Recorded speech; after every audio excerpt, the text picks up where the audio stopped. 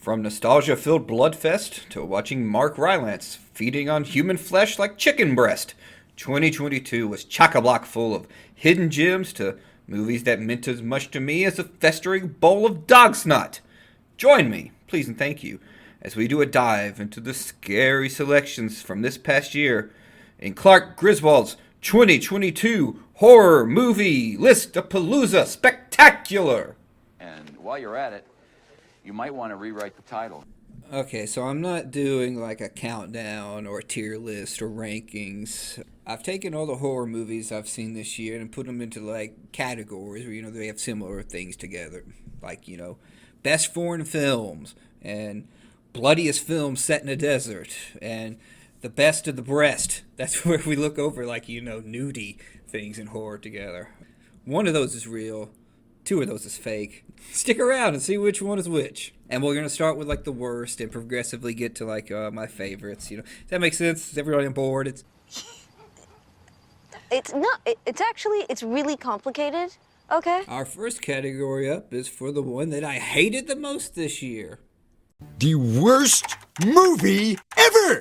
And send and sip. Alright, I know I said I wasn't going to do rankings, but I can't help myself on this one.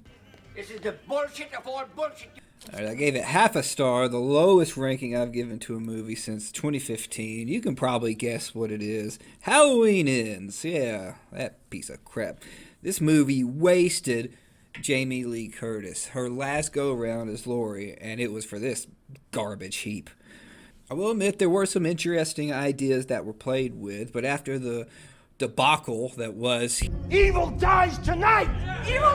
Maybe go back and revisit what you did on the first film, the one that was so well received, and save these new characters, this new ideas you have for, your own original movie, and not ruin Michael Myers. They fundamentally misunderstood everything that the character is. I can only recommend this if you want to hate watch something. Our second category are for movies that had a lot of potential but ultimately didn't quite live up to them. Boss, why did this happen? Scream! I did not like it. They didn't use the legacy characters right, and the new ones were all just very forgettable. The story was predictable. I mean, it's fine, I guess. The original Scream was a classic. It's an all-time favorite of mine. Maybe I'm just too old. Maybe I'm not hip and with it enough that I just can't appreciate this updated version. I don't know. It just wasn't for me. On the other side of the coin is Hocus Pocus 2. Yeah, it's not a horror necessarily, but it is spooky based. It's something you could watch with your little ones. Unlike Scream, the returning characters, the Sandersons, are great. They're the best part of the movie. It's the rest of the movie that's a mess. It is the most by-the-numbers legacy movie reboot possible. It's like they watched every other movie like this that's come before and replicated it step by step. I really loved the original Hocus Pocus and had high... I just realized I'm sounding incredibly old right now about how much I prefer the originals. Moving on.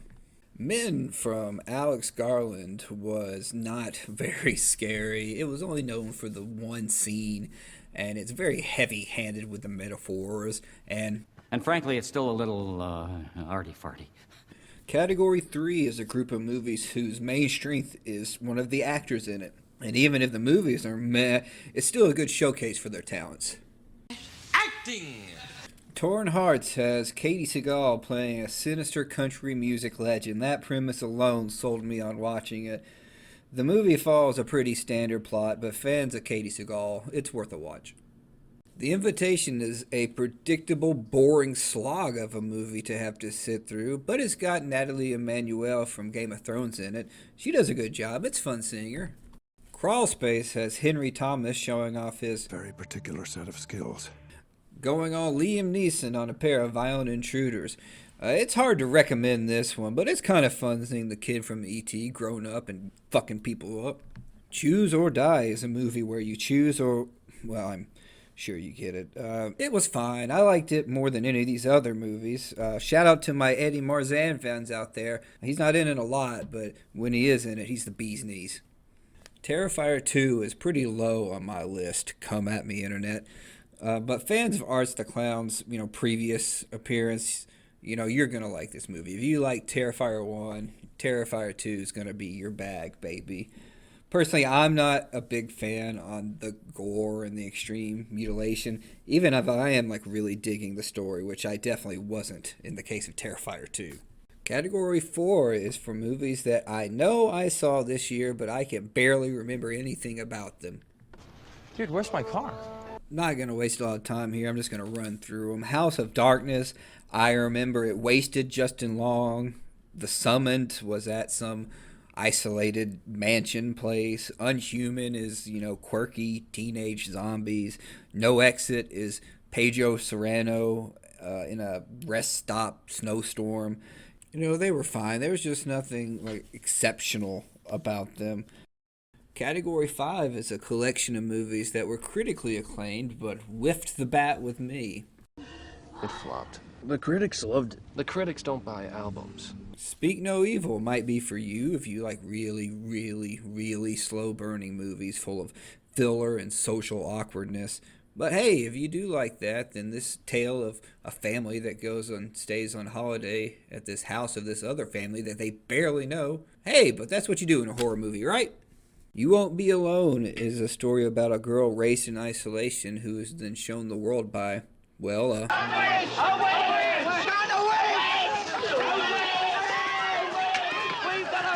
and then how the young girl adjusts to ye old village life. While there is character development and plot, it's more about atmosphere than anything else. There's long periods of time where you're just taking in the beautiful environment. So Cold the River is very similar in the regards that it's also all about the surroundings. In this case, the most spectacular looking hotel I've ever seen on film. There is a story about a documentary filmmaker dredging into some sort of mysterious guy's past, but it doesn't matter. The main thing here is just the beauty of the surroundings. On the whole, all three of these had qualities that I admired, but ultimately they just didn't resonate with me personally. Okay, I know so far all I've done is bitch. But hey, that's over now because it's on to the good stuff. All the films from here on out are ones that I really enjoyed. It all starts here. Bodies, Bodies, Bodies is about a group of unlikable people at a party all getting murdered. I'm not as high on it as a lot of people are, but it is one of the best slasher films of the year. Watcher is one of those stranger across the street looking in through your window movies. It has Scream Queen Micah Monroe and Bern Gorman in it, and it's their performances that really push this one. Falls is about this social influencer, adrenaline junkie type person and her depressed friend who gets stuck at the top of this rusty TV tower. And there's your plot, and go. All three of these are on my lower end of recommends, but if you're on the hunt for something you haven't seen before, all these will be good choices. Category 7s are movies that crossed over and hit the mainstream. Popular. You're gonna be popular. Okay, come at me, Internet. Most people have Nope much higher on their rankings than I do. Jordan Peele was just bound to come down at a certain point, but this is still a damn good movie. All three leads give strong performances. It just felt like one long Twilight Zone episode to me. Megan, the AI doll gone bad movie. Most of this movie is pretty standard stuff, but that dancing scene sure is fun. Hopefully the sequel will be much more of that and less killer robot doll sensitively listening. To me, Smile was predictable as hell, but I watched it with someone who was not as violently desensitized as I am, and they were on the edge of their seat. I will give it up, though. That was one bitchin'-ass monster. Who would have thought I would have loved these fabulously fucked up orphan movies? They are wonderful and weird, and this one has Julia Stiles, and there's this strange, dynamic twist, and 2 big thumbs up from me. Category 8 are movies that I would say are underseen, or maybe even a bit hidden, and should be on horror fans' radars. This is also the category where naming these categories is starting to be a son of a bitch.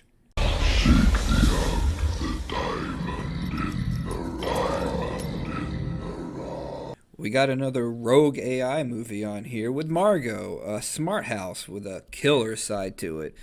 Aside from the most laughably bad CGI moment of 2022, it's a really solid movie with its main strength being just how well written the characters are.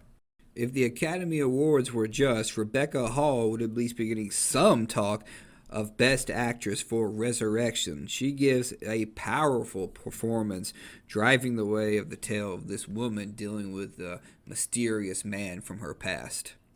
Admittedly, I am a sucker for found footage movies. They're not for everybody, but they are damn sure one of my guilty pleasures. Incantation is part Ring, part Impetigore, part shaky cam induced nausea. Glorious revolves around a man stuck inside a rest stop bathroom with a Lovecraftian god on the other side of a glory hole, with J.K. Simmons voicing the creature. If that information alone doesn't make you want to watch it, I don't know what will. Next up is a group of movies that all had the feel of passion projects to them. Filmmakers that had a really distinct vision for what they wanted to bring to the screen. I was hailed as a visionary. Vanessa and Joseph Winter's Deadstream is a found footage movie where a streamer visits the wrong location for a stream. It's as full of humor as it is of spooky moments. Mad God is a stop-motion animation movie 30 years in the making from Phil Tippett. Very light on plot and story, very heavy on insane visual imagery, on a journey through this hellish underworld. Kyle Edward Ball's Skinamarink is hands down going to be the most divisive horror choice of the year. Some people are going to think it's brilliant and groundbreaking. Other people are going to say it's boring as shit and be very unhappy with the camera work. Make up your mind for yourself. Watch it sometime when you're feeling like, challenging your horror movie sensibilities. Category 10 are from movies that have had a lot of acclaim this year, so it's kind of just obvious that they were going to be on this list.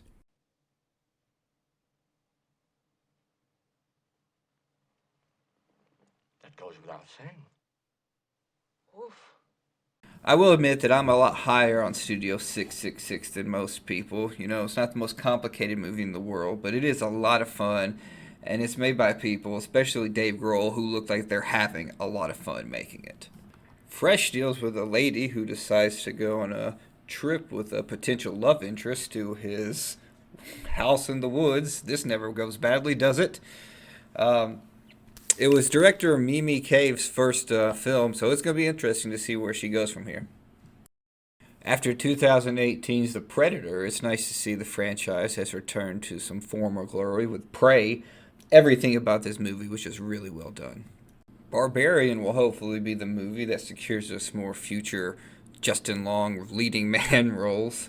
This is one of those movies that's better you going into it not knowing much of anything. I walked into it just knowing there was a spooky house, and it ended up being one of the most satisfying movie experiences I've had all year. In what would have to be 2022's best Netflix and chill double feature, we have the X-Pearl combo. I enjoyed X, but after watching Pearl, it gave me so much more appreciation of X than I had the first time I watched it. I really loved Pearl. Mia Goth, if I could give her the Best Actress Oscar, I would. Our next category is for Best Films from the Foreign Overseas Market. Sorry, Best of the Breast hopefuls. Maybe next year. Wait, where are the Schwarzenegger films? Foreign films are in the back. Hatching is a Finnish horror where a little girl is just living her best life trying to please her psycho influencer mom when by happenstance she discovers a mysterious egg. Now she cares for it, and once it hatches, bad stuff happens. This movie gets into some of the darker territory that I've seen explored in 2022 horror, so if you're looking for something light, it's probably not your best choice. Norway's The Innocents revolves around a group of children who find that they have superpowers.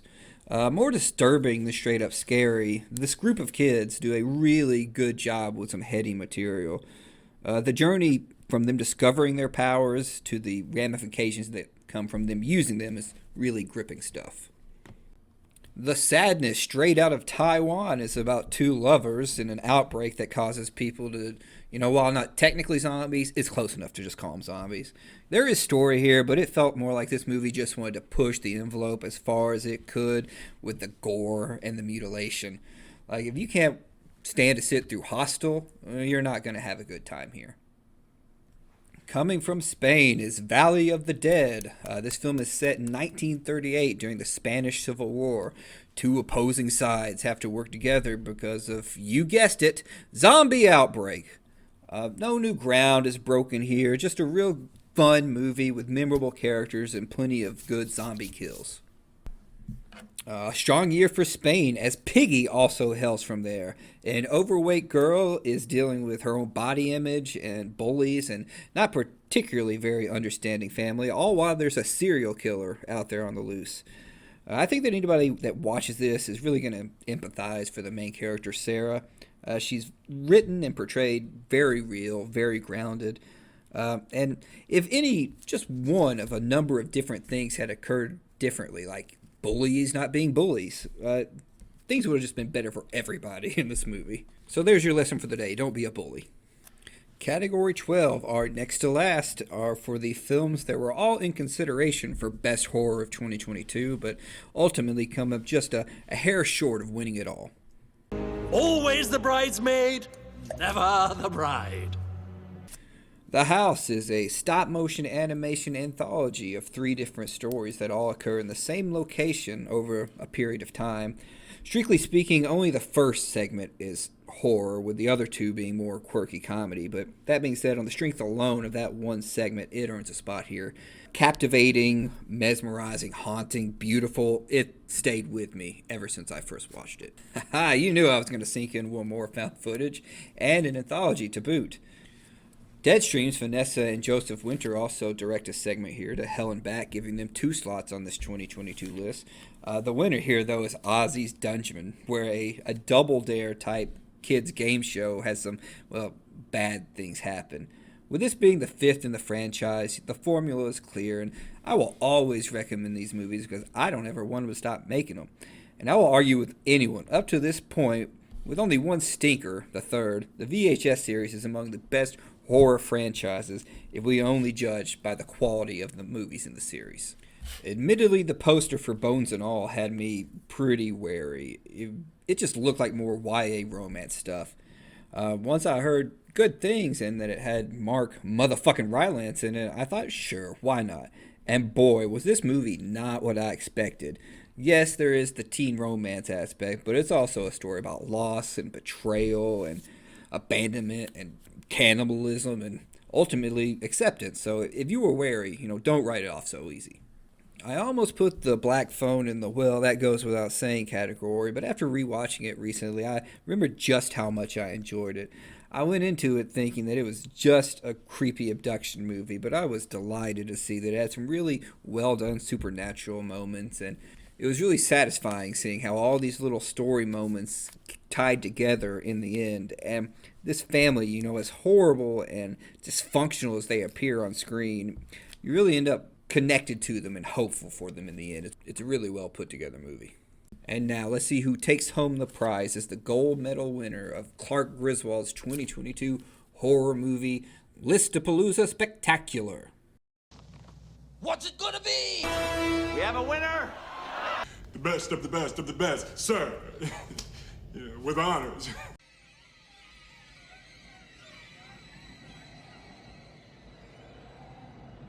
There can be only one.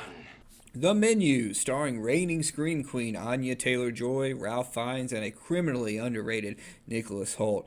A group of people attend a pricey, exclusive dining experience only for it not to be the night that they planned on it to be. Darkly funny with lots of comments on social issues and classism, as well as moments of genuine dread where you just don't know what's going to happen next. And once again, I got to harp on my man Nicholas Hoult here. I wish more acclaim would have come his way. The evolution of his character throughout the film is one of the wildest I've seen all year. And sure, there are no mass killers or zombies, but the thrills here are plentiful and well earned. Hey, and that's the list. I hope you guys had fun. I had fun. And keep in mind, this is just one man's point of view. Yeah, well, that's just like your opinion, man.